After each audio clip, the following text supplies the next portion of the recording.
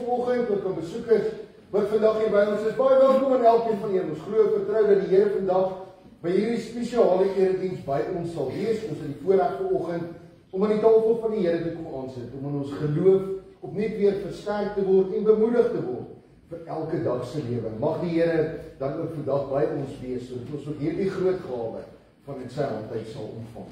Broers en susters, kom ons raak vanoggend net vir 'n oomblik stil en ons bring onsself in gereedheid vandag om die grootheid en die wonder van God in ons lewens te beleef.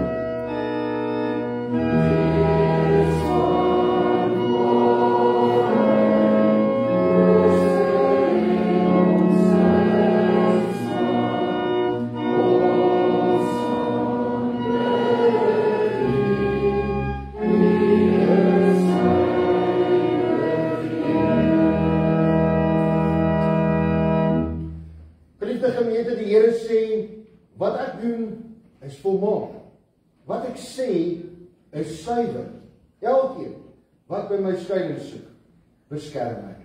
Geliefde broers en susters, die genade sal by u almal wees wat vir ons Here Jesus Christus met onverganklike liefde liefhet. Amen. Amen.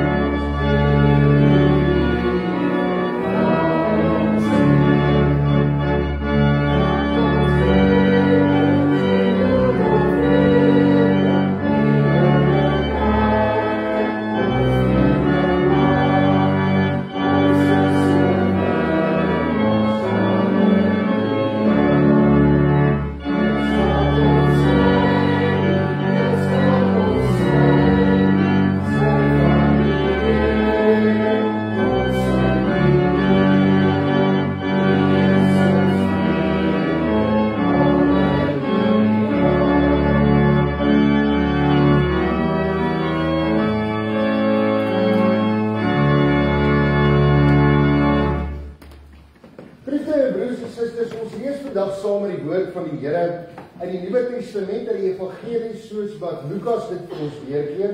Ons gaan daaruit hoofstuk 8 uitlees van vers 41 af tot by vers 48. Ons skryf lees in Lukas 8 van vers 41 af. Daar skryf Lukas vir ons: Skielik kom daar 'n man aan. Dit was Jairus, raadslid van die sinagoge.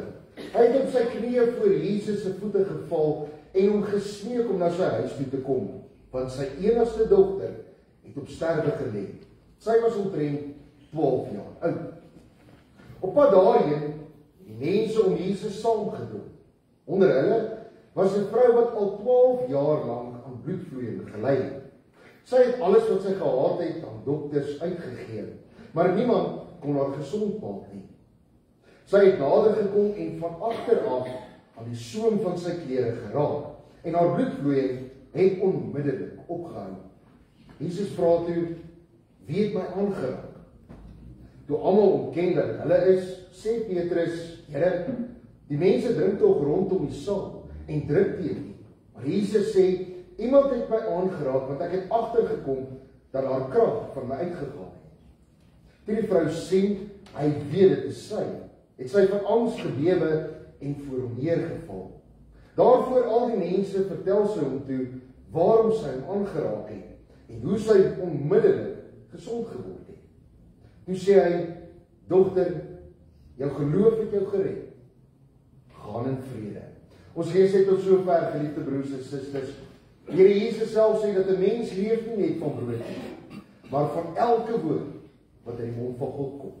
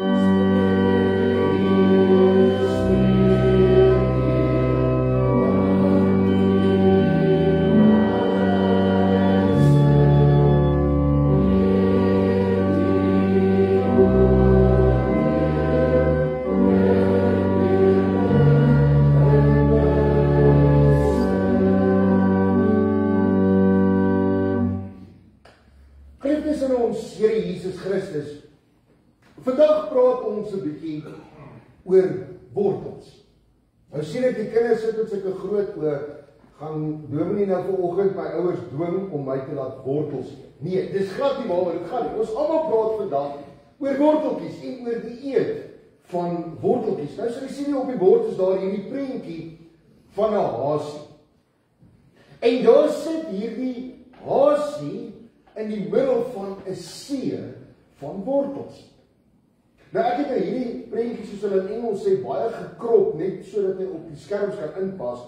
Maar in werklikheid, die werklike foto is daar 1000 keer meer wortels rondom hierdie hasie. En dan vat ek toe die prentjie sien, dan dink ek dit moet mos nou enige hasie se droom wees om in hierdie situasie te beland. Kan jy jouself indink as jy nou vanoggend daardie hasie moes gewees het? Wat sien nou deur u gedagtes gegaan? Ek weet vir myself, so ek daar in daai worteltjies so gekyk het en gedink het, "Wel, vandag gaan ek hongersnood hou gee. Ek gaan al hierdie worteltjies opneem. Dan gaan nie een enkele worteltjie oor wees nie." En hoe meer ek by die prentjie kyk, meer besef ek, ons kyk na die hasie en daar staan hierdie hasie sonder 'n worteltjie tussen al hierdie worteltjies. Ek sou nou nogal gedink het die prentjie moes eerder gewys het na 'n hasie wat met ten minste 4 wortels in sy armpie staan en net worteltjies het. Maar dis nie wat hier gebeur nie. As ons kyk na die prentjie, dan sien ons dit weer kaats iets van regtig die werklikheid. Die worteltjies rondom die hasie is opgeëet. Maar daar is nie verder enige worteltjies. Vir ander worteltjies lê nog steeds daar. Hoekom? Want hierdie hasie sou weggespring het en begin worteltjies eet, want hy moet al hierdie worteltjies opeet. Maar dan kom hy by 'n punt dat hy voel hy's nou versadig. En dan dink hy, maar kom ons eet ten minste net nog so 8 worteltjies. En dan eet hy daardie 8 worteltjies ook en dan voel hy, maar hy kan nou nie meer nie. Ek het nou genoeg gehad. Genoeg worteltjies is genoeg worteltjies. Ek het nie 'n plek om nog worteltjies te eet nie. In 'n werklikheid het hy nou maar net die worteltjies rondom hom geëet. Verder is daar nog 'n see van worteltjies wat geëet moet word. Maar hierdie een nasie gaan dit nie reg kry nie. Aanvanklik het hierdie nou 'n maklike taak vir die hasie gelyk om al hierdie worteltjies op te eet. Maar hoe verder die taak gevorder, meer die dieselfde taak heeltemal onmoontlik geraak.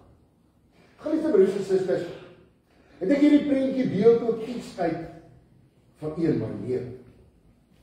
Wat is sê broers en susters, hoeveel van ons het nie elke dag worteltjies in ons lewens? Hierdie worteltjies is gebeure in ons lewens. Dis omstandighede in ons lewens. Dis situasies in ons lewens wat ons elke dag moet hanteer. En aanvanklik spring ons weg en dan dink ons gaan al hierdie take, al hierdie opdragte, al hierdie omstandighede of situasies gaan ons sommer baie maklik hanteer. En dan hanteer ons 'n klomp van hierdie saakies. Maar met die tyd, na 'n tyd lank, dan kom ons agter ek het nou maar nog net die saakies hier rondom my hanteer. Daar's nog 'n see van worteltjies wat ek moet hanteer. Dan hanteer ons nog 'n paar sake. Ons hanteer nog 'n paar gebeure in ons lewens. Ons hanteer nog 'n paar omstandighede of situasies in ons lewens. Maar dan kom ons by 'n punt waar daardie hasie uitgekom het om te sê, genoeg is nou genoeg. Ek kan nie meer nie. Ek kan nie meer al hierdie situasies, al hierdie gebeure, al hierdie omstandighede in my lewe hanteer nie. Daar is talle voorbeelde in ons elke dag se lewe waar hierdie omstandighede, hierdie gebeure, hierdie situasies na vore kom. Dink maar byvoorbeeld aan die huwelik. Hoeveel keer is daar nie mans en vrouens wat by 'n punt kom te sê ek het nou genoeg gehad. Genoeg is genoeg. Ek kan nie meer nie. Ek kan nie meer hanteer wat in my huwelik gebeur is. Ek is nou moeg. Moeg vir jou oneerlikheid. Moeg vir jou onbetrokkenheid. Ek is moeg vir jou mislukking. Ek is moeg vir jou gesypery en jou gelaat uitleiery saam met jou vriende of saam met jou vriendinne. Ek kan nie meer nie. Genoeg is genoeg. Dan lê jy alleen op jou bed en dan bid jy, Here, ek kort 'n wonderwerk. Ek kort 'n wonderwerk om my huwelik te red. Nog 'n voorbeeld, hartseer. Hoeveel van ons sit nie met hierdie hartseer binne in ons nie? Hierdie hartseer raak 'n see van wortels rondom ons. Aanvanklik dink ons, ek sal hierdie hartseer kan hanteer. Ek sal hierdie hartseer kan verwerk. Maar kort voor lank kom ek agter, genoeg, is genoeg. Ek kan nie meer. Ek is nou moeg weggesteek aan hierdie hartseer. Ek is moeg gehuil. Ek is moeg daarvoor om die hele tyd sterk te wees. Ek kan nie meer nie. Ek kort 'n wonderwerk. Hierdie hartseer, hierdie see van hartseer rondom my, weg te vat. Hoeveel mense is daar nie, wie se paai ons elke dag kruis, maar wat daagliks met ongelukkigheid, teleurstelling in hulle lewens rondloop. Dalk oor onregverdige behandeling by hulle werk. Aanvanklik het ons maar daardie worteltjies. Dis maklik. Maar dan kom 'n mens by 'n punt wat ek vir myself sê, maar genoeg is genoeg. Ek kan nie meer nie. Ek kort 'n wonderwerk om hierdie omstandighede in my lewe te verander. Nog 'n mooi voorbeeld is die baie reën wat ons geniet het. Hoeveel keer het ek nie hierdie laaste tyd boere gehoor wat gesê het, ons is dankbaar vir die reën, maar genoeg is genoeg. Wat gaan in 'n boer se hart aan? Ek het 'n produksie lening wat ek moet betaal. Daardie oes moet afkom. Hoe gaan ek vir my gesin sorg? Hoe gaan ek my skuld betaal? Hoe gaan ons oorleef? Genoeg is genoeg. Ek kan nie meer nie. Lieve broers en susters, dis dieselfde ding wat gebeur het in ons teksgedeelte van vandag. Lukas vertel vir ons van 'n insident wat gebeur het. 'n Vrou wat aan bloedvloeiing ly, wat die oorsaak van daardie bloedvloeiing was of wat dit was, is ons nie heeltemal seker nie. Ons het maar 'n vermoede dit het iets te doen met haar menstruasiesiklus. Hierdie vrou ly aan bloedvloeiing En sy het nou genoeg worteltjies gegee. Ons lees hier so vers 43 van Lukas 8. Daar vertel Lukas, sy het alles wat sy gehad het aan dokters uitgegee. Maar niemand kon haar gesond maak. Hierdie vrou het ook nou by daardie punt gekom om te sê, genoeg is nou genoeg. Ek kan nie meer nie. Ek kon 'n wonderwerk. En dan vertel Lukas vir ons, hierdie vrou kry daardie wonderwerk. Hier in vers 44 van hoofstuk 8 sê hy, sy het nader gekom en van agter af van die soem van Jesus se klere geraak. En haar bloedvloeiing het onmiddellik opgehou. Sien geliefde broers en susters, wonderwerke gebeur. Die tyd van wonderwerke is nog lank nie verby. Maar wonderwerke kry ons alleenlik net op een plek. Wonderwerke is alleenlik moontlik by God. Wonderwerke vra onvoorwaardelike geloof. Wat bedink aan 'n verhaal wat ek vroeër die week gelees het. Die verhaaltjie gaan oor 'n 6-jarige dogtertjie wat een oggend by haar ma aangekom het en gesê het, sal sy haar asseblief apteek toe vat. En so, ons weet nie wat die redenasie was agter dit, maar uiteindelik gee die ma op en besluit sy kom ons gee van die dogtertjie apteek. En so stap die dogtertjie in by die apteek en sy verstaan by die toonbank. En 'n redelike bejaarde apteker nader die dogtertjie en vra vir haar op 'n baie mooi vriendelike manier, ja jonge dame, kan ek jou miskien help? En hier sit die dogtertjie, haar hele spaarvaartjie op die toonbank neer en sy sê, sy wil asseblief 'n wonderwerk koop. Nou gelukkig hou die apteker van kinders, sy lief vir kinders. En besluit hy gaan maar saam speel met die eigenaardige versoek wat hy nou gekry het. En dan sê hy vir haar, wonderlik, ons het 'n verskeidenheid van wonderwerke wat ons hier verkoop. Wat 'n wonderwerk sal jy graag wil koop? Waarvoor is die wonderwerk, sodat ons aan die regte wonderwerk aan jou koop? En die dogtertjie staan en dink so vir 'n oomblik, en toe besluit sy, kom ek vertel dalk liewer die verhaal. Die apteker sal weet wat se wonderwerk ek gaan nodig. En dan vertel sy dat haar baba Boetie is nou redelik onlangs gebore. Maar daar is 'n foutjie by sy hartjie, hy is siek. En hy moet dringend 'n operasie kry, anders gaan hy doodgaan. En gisteraand het sy gehoor hoe mamma en pappa praat. En pappa sê toe vir mamma dat hy het alles probeer. Hy het nie die geld vir die operasie nie. Hy kan ook nie 'n skuld kry sodat hy die operasie kan doen nie. Daar is nie geld vir hierdie operasie. En dan vertel sy het gehoor hoe mamma huil en sê sy kort 'n wonderwerk. En dan vat sy alles wat sy het en sy wil vandag 'n wonderwerk vir haar maak. En toevallig staan die apteker se seun so eentjie agter hom. Hy het oggend gou vir sy pa kom, hallo sê in die apteek, net gou ingeroep, vra hoe gaan dit? En hy staan en luister die hele gesprek hier agter wat aan die gang is tussen die dogtertjie en sy pa. En hierdie seun van die apteker stap toe nader en hy vra vir die dogtertjie, waar is jou Boetie? Hierdie apteker se seun was dokter Michael de Bakie gewees. Hy is die persoon wat hierdie verhaal vertel, want dit is 'n ware verhaal wat gebeur het. Dr. Michael de Bakie is ongelukkig in 2001 al oorlede. Maar tot vandag toe word Dr. Michael de Bakie beskou as een van die beste kardiovaskulêre chirurge wat nog ooit geleef het. 'n Klomp van die uitvindings en navorsing wat hy gedoen het, word tot vandag toe nog steeds gebruik, soos onder andere die rollerpomp wat in 'n hart- en longmasjien tydens operasies gebruik word. Dr. Michael de Bakie doen die operasie gratis vir die ouers. En die Boetie raak gesond. Ek geliefde broers en susters, ek die verhaaltjie aanvanklik gelees het, en ek dink by myself, wat is die kans dat 'n 6-jarige dogtertjie alles wat sy het gaan spandeer by 'n medisynewinkel? Ek dink die kans is so naby aan 0 soos jy dit wil hê. Wat is die kans dat 'n dogtertjie van 6 jaar oud onvoorwaardelik gaan glo in 'n wonderwerk en nie die situasie probeer oplos met menslike rede? dink die kanse is so naby aan 100% as wat jy dit wil hê. Was hierdie alles net toeval gewees dat 'n kind na 'n apteek toe wil gaan? Was dit toeval gewees dat 'n wêreldberoemde chirurg daardie oomblik in 'n apteek staan? Nee. Ek dink die verhaal vertel vir ons van 'n dogtertjie wat 'n wonderwerk gesoek het. En God het dit vir haar gegee. Geliefde broers en susters, wonderwerke is nog lank nie verby.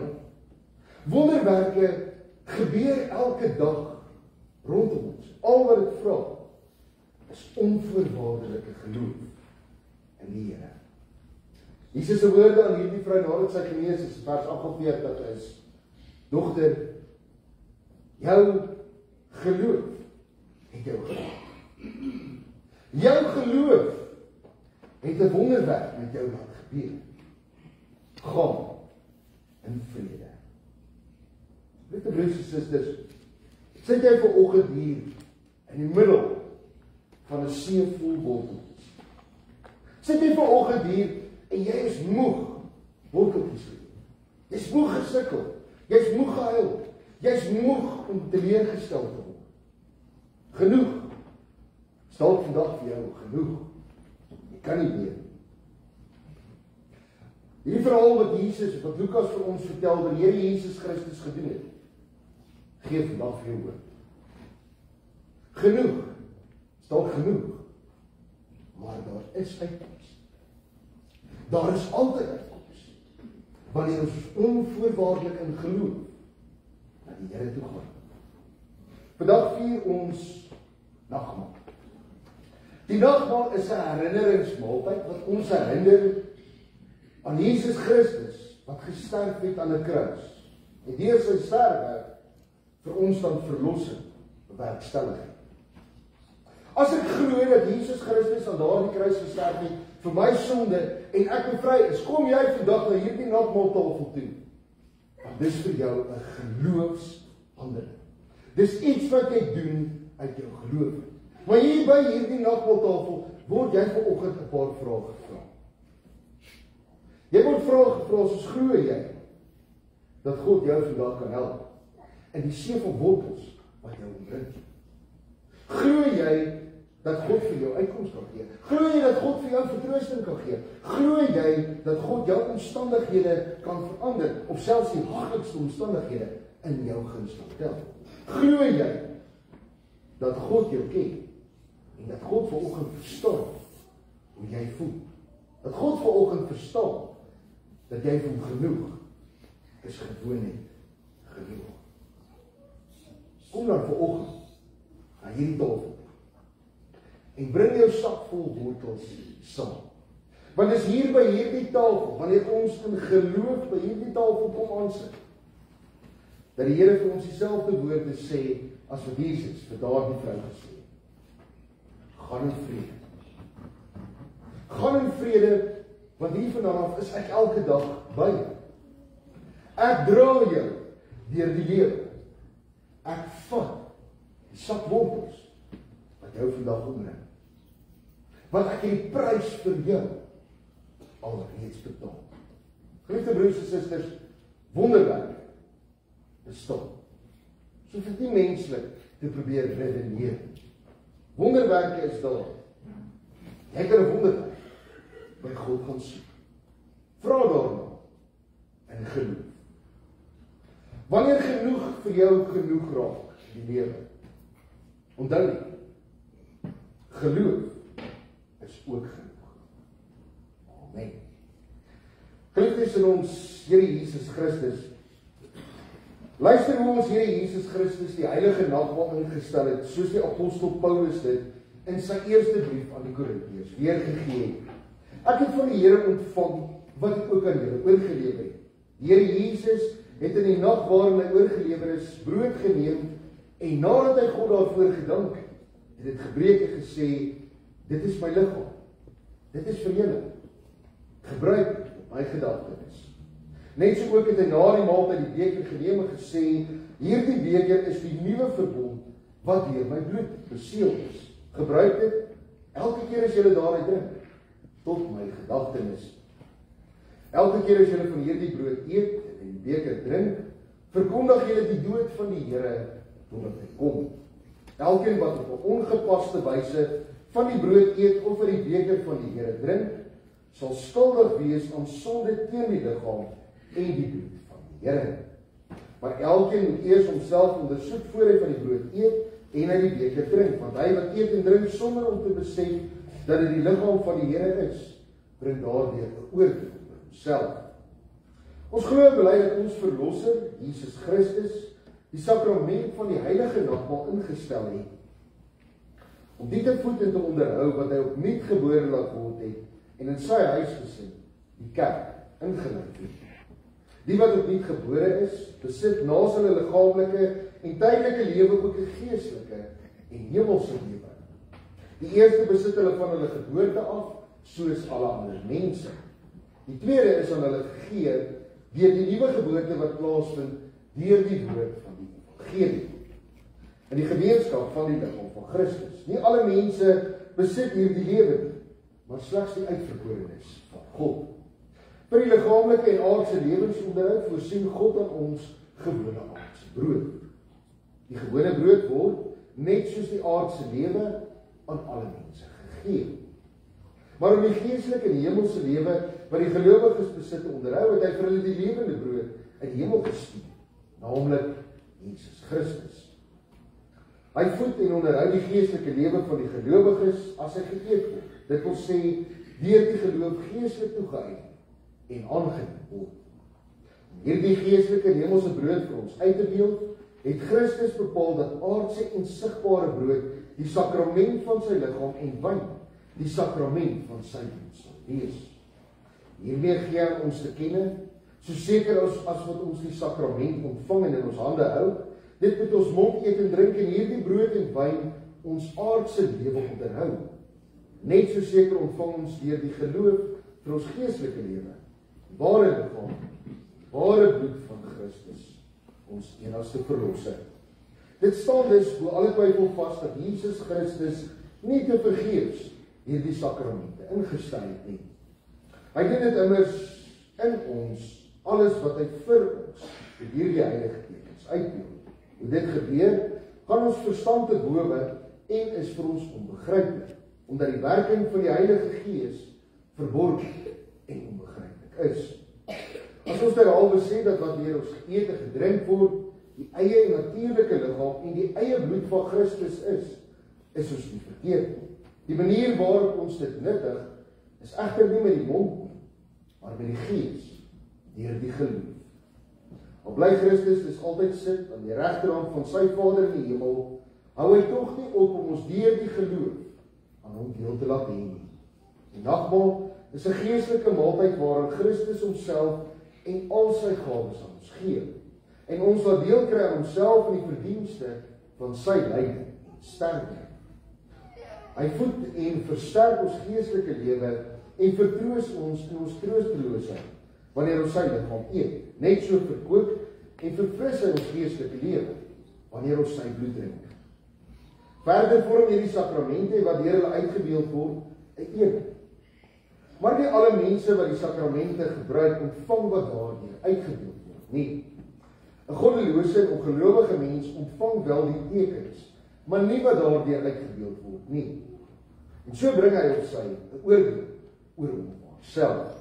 Judas, Simon die towenaar, het byvoorbeeld albei wel die sakramentstekens ontvang, maar nie vir Christus wat daardeur aangedui word nie. Hy word alleen aan die gegee wat glo. Ten slotte ontvang ons hierdie heilige sakrament in erediens, in nederigheid en met eerbied. So gedenk ons met diepe dankbaarheid die dood van Jesus Christus ons verlosser en bely ons Christelike geloof. Daarom behoort niemand by die tafel aan te sit as hulle alself nie eers aan 'n grondige selfondersoek onderwerp het nie, sodat iemand nie tot sy of haar oordeel van hierdie brood eet en uit die beker drink nie. Kortom, deur die gebruik van hierdie heilige sakrament word ons beweeg tot 'n vurige liefde vir God en ons naaste. Ons verwerp alles wat met die sakrament vermeng word. asook alle verwerklike menslike uitvindings wat daarby gevoeg word, onder die sakrament heilig. Ons is tevrede om die nagmaal te vier soos Christus en sy apostels ons geleer het. Wat ons daarvan sê, is wat hulle daarvan gesê het. Amen. Geliefde broers en susters, laat ons onsself nou voor God verootmoedig en met ware geloof bid dat hy ons in sy groot genade aan dit alles sal deel kry. Kom ons bid saam.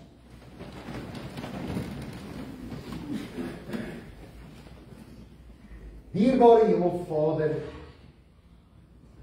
Here, hier kom staan ons vanoggend ontbloot voor U. Want Here, niks is ooit vir U verberg nie. Niks kan ons ooit vir U wegsleep nie. Niks kan ons ooit onder 'n mat invee en dink dat dit sal verdwyn. Want Here, U sien dwars deur alles. U sien dwars deur ons. Selfs in die diepste en donkerste plek van ons harte, waar ons so baie keer ons probleme, ons bekommernisse, ons vrese probeer wegsteen. Sien U dit? Weet U dit? Tog, Here, verstaan U dit? Here, daarom kan ons vandag met 'n rein gemoed na U toe kom, sonder om enigiets voor te gee, sonder om 'n masker op te sit en iets of iemand anders te probeer wees wat ons nie is nie. Want U, Here, ken ons. U weet wie ons tot in ons diepste wese is. Here, dit alleen is genade op sy eie. Want wanneer ons in hierdie wêreld gaan leef, Here, en ons so baie keer vasgevang word met probleme, met uitdagings, met bekommernisse, met hartseer, Here, dan sukkel ons partykeer om die regte woorde te vind, om onsself voor U uit te druk. Maar U gee vir ons die Gees. Die Gees wat in elkeen van ons se plek met versigtinge by U kom plek. Wees ons tog net genadig. En vanoggend, Here, het ons die groot voorreg om U groot genade te mag beleef. Hier by die tafel wat U vir ons gedek het. Here, dit is hier waar ons bekommernisse, ons vrese, ons hartseer, ons spanning aan U toe kan bring. Want Here, U neem dit vir ons al weg. U bring vir ons gemoedsrus. U bring vir ons sekerheid. U gee vir ons hoop. Dankie, Here, dat ons onsself vanoggend by hierdie nagmaal geleentheid U voete kan kom neer. Neem ons tog aan, Here, en laat ons daagliks deur die leiding van die Gees sal besef dat ons altyd onvoorwaardelik onsself na U toe kan bring. Dankie, Here, vir die liefde. Dankie, Here, vir die omgee vir elkeen van ons. Dankie, Here, vir die redding en die uitkoms wat U vir ons bied. Selfs, Here, al verg dit 'n wonderwerk, is U tog ook die God van wonders. Here, laat ons dan vandag by hierdie herinneringsmaal stil word om te besef hoe groot U liefde vir ons is. U liefde wat U aan ons bewys het deur U seun op te offer, sodat sy liggaam gebreek word, sy bloed aan daardie houtkruis sal vloei, sodat dit nie ons liggaam is en ons bloed is wat verlore gaan. Dankie, Here, dat ons by hierdie gedenkmaaltyd opnuut weer kan besef soveel vir ons omgee, dat U so naby aan ons is, dat ons altyd aan U kan raak, aan U kan vashou, al is dit net aan die soem van die kleed, en U ons lewens verander. Laat die eie ek tot stil word by hierdie nagmaal geleentheid, en laat U vrede, U liefde, U genade deur ons lewens vloei. Dit kom bid ons in naam van Jesus Christus alleen. Amen. Geliefde broers en susters, ek gaan nou af om die tafel in gereedheid te bring, en terwyl ek dit doen, met U mense bly sit, sing jy as voorbereidingslied, lied 502, sing daar die eerste, die derde en die 5de vers.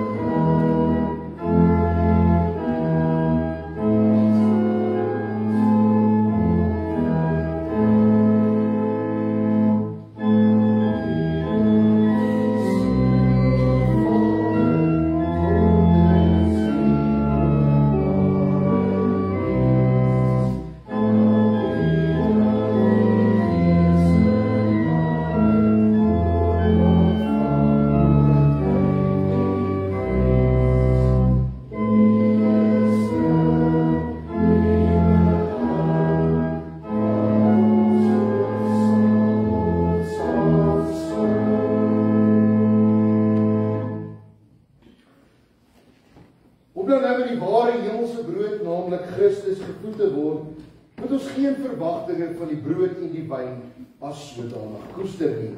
Maar ons het die geloof op Jesus Christus rig, wat in die hemel is, waar hy as ons voorspraak aan die regterhand van sy hemelse Vader optree, en waarin die betrokke geloofsartikel ons moet wys. Laat ons ook nie daaraan twyfel nie, dat ons lewe net so werklik deur bemiddeling van die Heilige Gees met Christus se liggaam gevoed te verkoop word, as wat ons by hierdie gedenkmaaltyd die brood en die wyn eet en drink. Geliefde broers en susters, by hierdie geloofshandeling wat ons vanoggend uitvoer, hier by hierdie herinneringsmaaltyd wat die Here vir ons doen, nader ons dit in ons geloof. Kom ons staan vanoggend en dan bely ons saam ons geloof.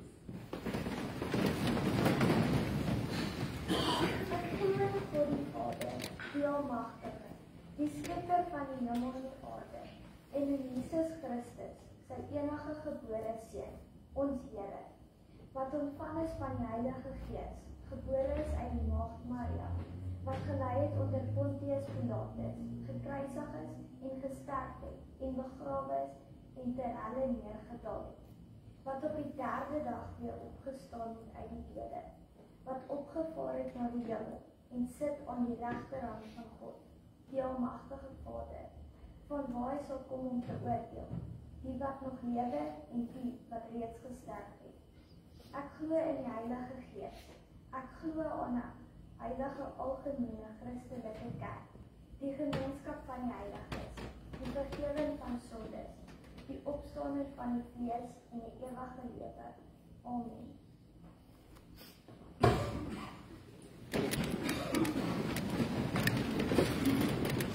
Geliefde broers en susters, namens die kerkraad nooi ek vanoggend alle beleidende lidmate van ons gemeente om aan die tafel van die Here te kom aansit. Ek nooi ook lidmate van ander gemeentes van ons kerk om te kom deel in die nagmaal van die Here. So nooi ek ook lidmate van ander kerke wat dieselfde belydenis grondslag as die van die Nederduits Hervormde Kerk van Afrika het, te kom aansit aan die nagmaal van die Here, en die goedheid en liefde van die Here te smaak, mits die natuurlik dan ook die reg en voorreg het om dit in die eie kerk en gemeente te mag doen. Ek wil graag net 'n praktiese reëling instel dat ons tydens die tweede tafel lidmate wat as gevolg van omstandighede nie in die banke in die tafel kan kom sit nie, dan in die banke te bedien, kan ek dalk net by wyse van 'n hand opsteek sien wie in die banke bedien word. Baie dankie broers en susters. Ek wil graag ook net die aandag daarop vestig dat ons slegs die voorste bank by die nagmaaltafel bedien met die nagmaal. Indien jy dan na die tafel toe kom en die tafel vol is jy meer as welkom om in die tweede bank te gaan sit. Daar gaan nie nagmaal bedien word in die tweede ry banke nie, maar wel dan net die geleentheid om met die volgende tafel na vore te beweeg om aan die tafel van die Here te kom aansit. Geliefde broers en susters, alles staan gereed. Kom na die tafel van die Here. Word gevoed.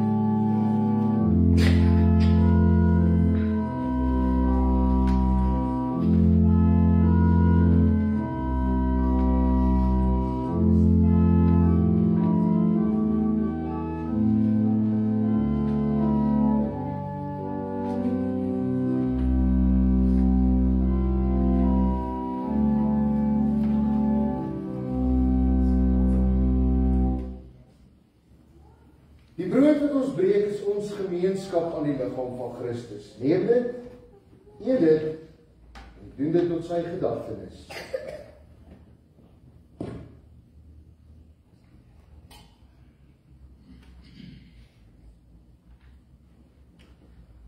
Die beker van danksegging waaruit ons drink is ons gemeenskap aan die bloed van Christus. Neem dit, drink daaruit en verkondig sy dood totdat hy weer kom.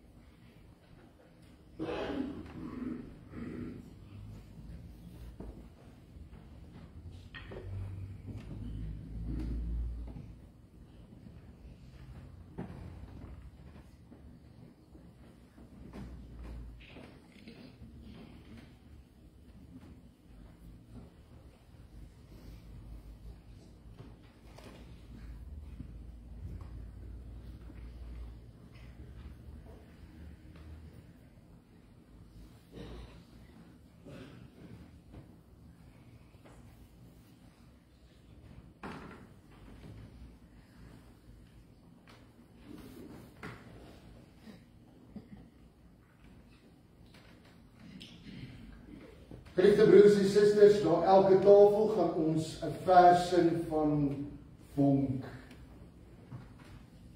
79. Ons gaan nou die eerste vers daar saam sing.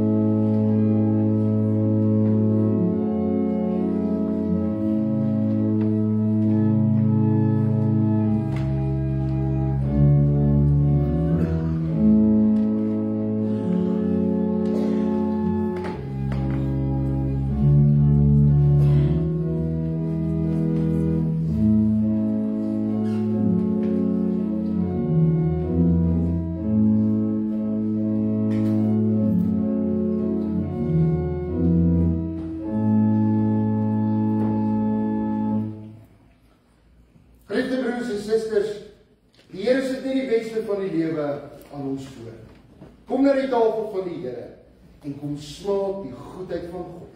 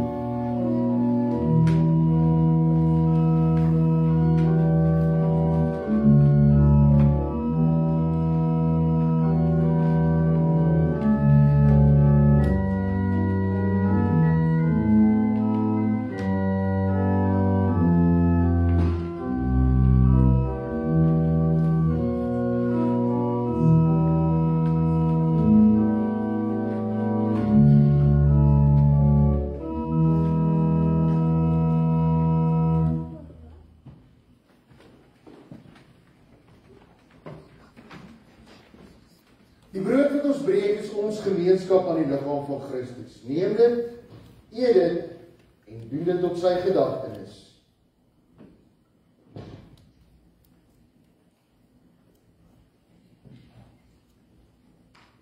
Die beker van danksegging waaruit ons drink is ons gemeenskap aan die bloed van Christus. Neem dit, drink daaruit en verkondig sy dood totdat hy weer kom.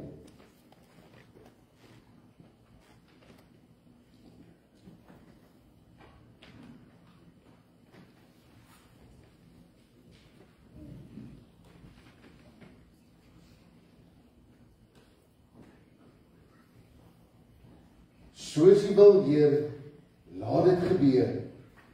U wil is steeds die beste. Vir alles wat al tot U keer, is U 'n veilige vesting. Al kom daar nood, al is daar stryd, U sal ons nooit verlaat nie. By U alleen is dit veilig. By U vrees ons nie die kwaad nie.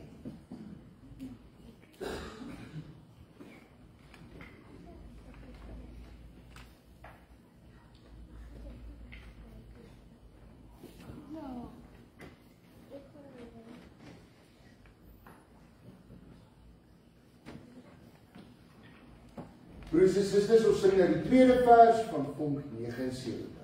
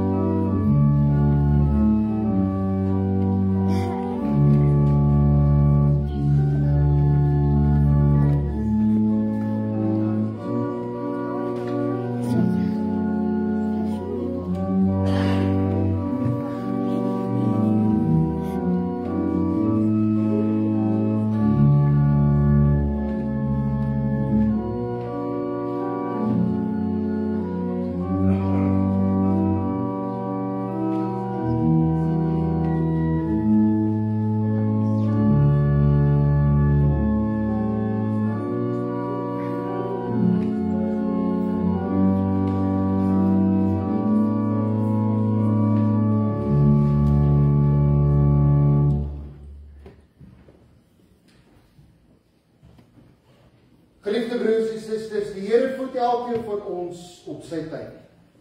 Kom na die tafel van die Here en word gevoed.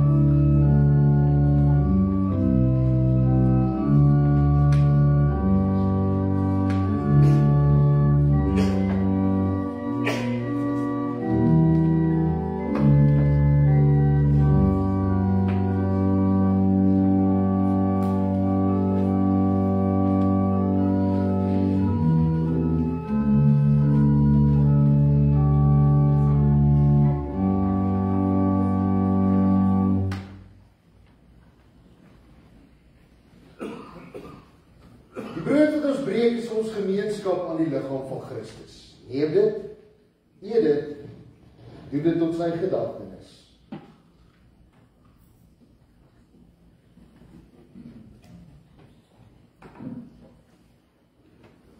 Die beker van danksegging waaruit ons drink is ons gemeenskap aan die bloed van Christus. Neem dit, drink daaruit en verkondig sy dood totdat hy weer kom.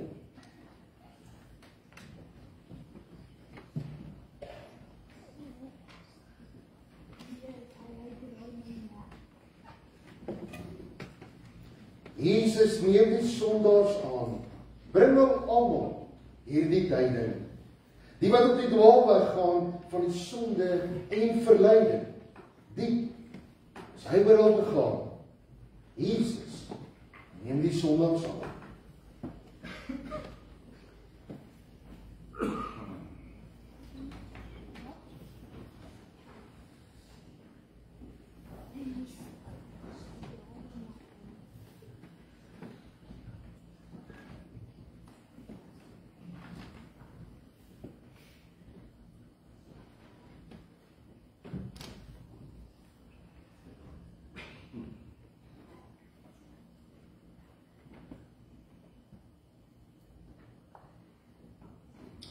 Broers en susters, ons sing die derde vers van Vonk 79.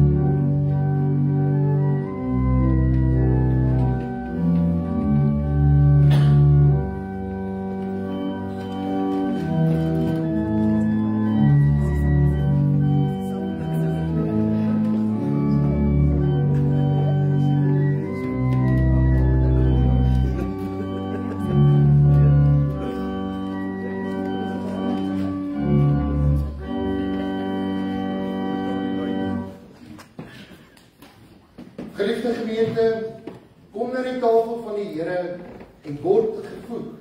Anders gaan die pad vir u te lank.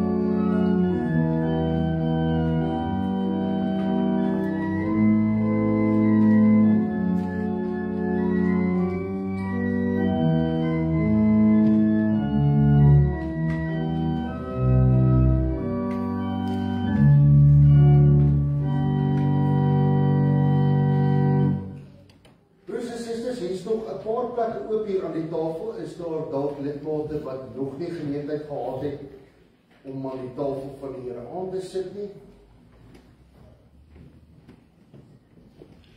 Dus susters, hierdie sal dan ons laaste tafel wees. Die brood wat ons breek is ons gemeenskap aan die liggaam van Christus. Neem dit, eet dit, doen dit tot sy gedagtenis.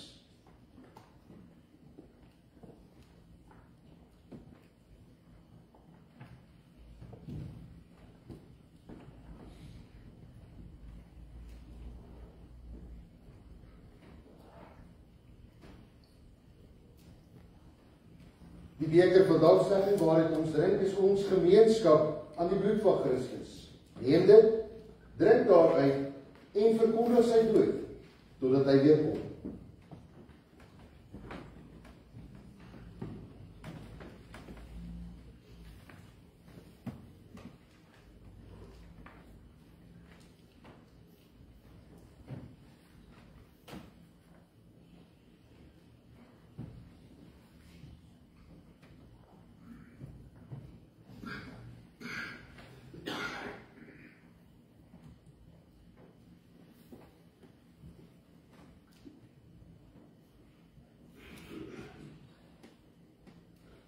Gods dade is volmaak en goed. Sy wil is altyd heilig. Hy sal my altyd deur trou behoed en by hom is ek veilig. Sy hulp is groot, al my nood, beskerm my teen gevare, deur al my lewensjare.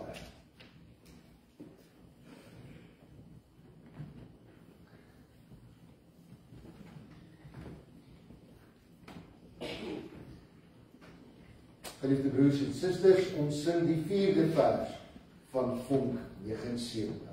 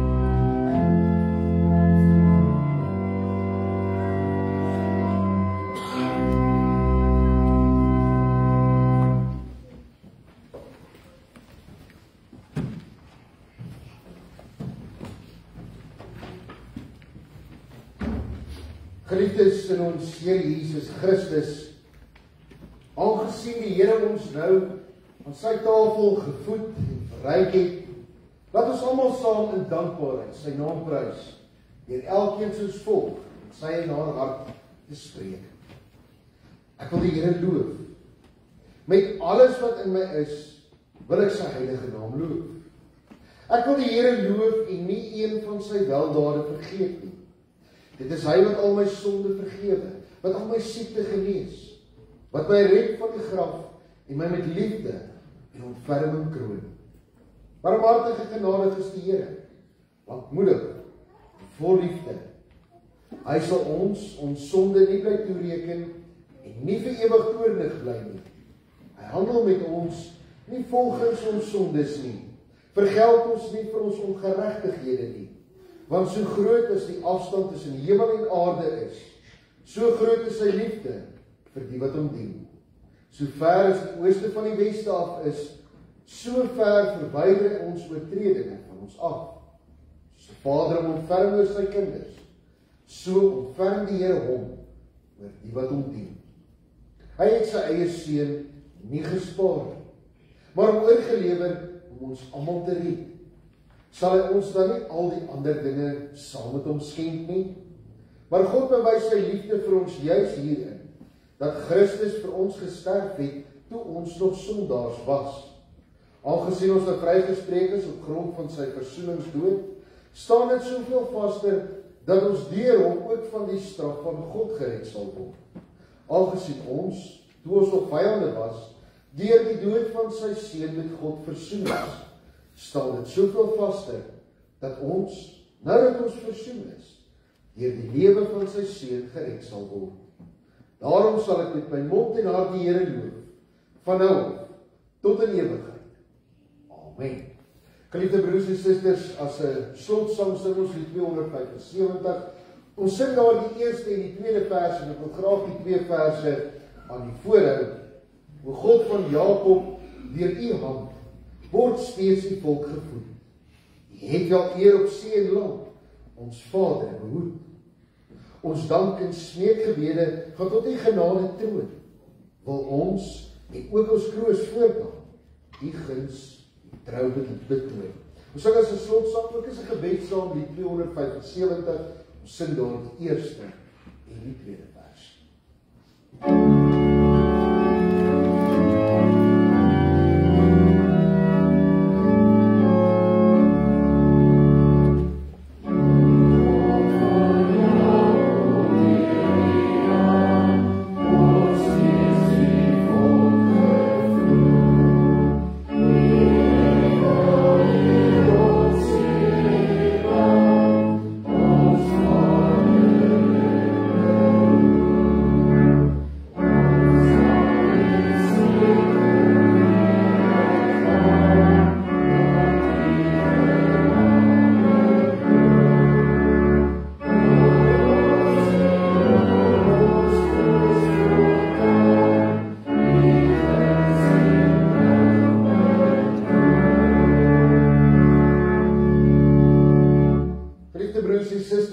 Ontvang die seën van die Here en gaan in sy vrede.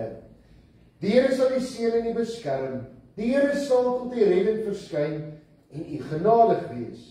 Die Here sal u gebede verhoor en aan u sy vrede gee. Amen.